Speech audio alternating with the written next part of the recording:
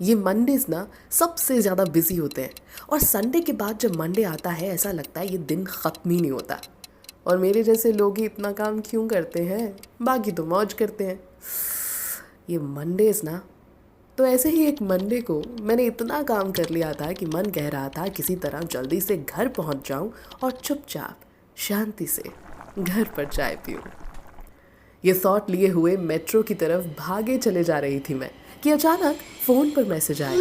Message मेरे best friend का था और बहुत महीनों बाद उसने कॉफ़ी के लिए पूछा था। उससे मैसेज आएगा पहले तो मैंने यही नहीं सोचा था, पर आया तो मैं बहुत खुश हुई और सोचा शांति की तलाश कॉफ़ी हाउस पर ख़त्म होगी।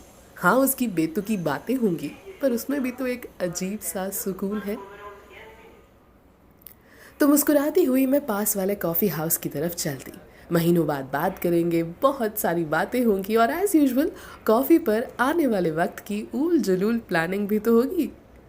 यही सोचते हुए कॉफ़ी हाउस पहुंची तो दोस्त को कॉफ़ी शॉप की ग्लास वॉल के थ्रू मुस्कुराते हुए पाया। और आज की ये मुस्कुराहट ना, यूँ लगा जैसे मेरे दोस्त ने कोई जंग जीत ली हो। मेरा पहला सवाल था, हुआ क्या? मेरा सवाल सुनते ही उसने कहा, I was fired but something huge happened. तू बैठ तो मैं सब बताता हूँ। फायर्ड सुनते ही ना सच में मेरा दिल बैठ गया था। वो आदमी जिसने किसी का बुरा ना चाहा हो, जो हर किसी की मदद करता हो, जो अपने काम में अव्वल हो, वो फायर्ड कैसे हो सकता है? तो उसने बताया कैसे उसके पीठ पीछे कुछ जूनियर्स ने मिलके एक साजिश रची थी।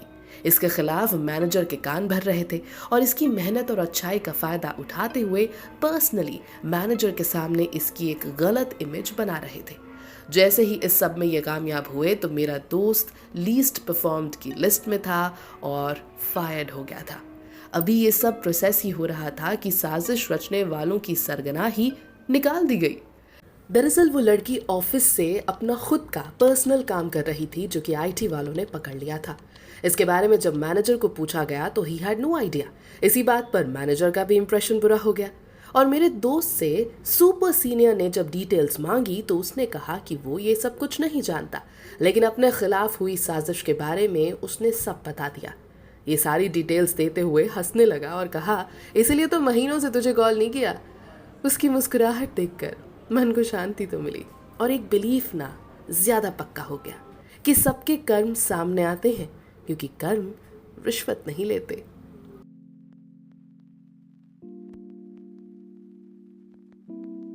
तो कैसी लगी आपको आज की कहानी? वैसे मैं आपको बता दूं कि ये डेली एक्सपीरियंसेस पर आधारित है, सच्चाई पर आधारित है और इनको कहानियों का रूप देकर मैं आपसे साझा कर रही हूँ।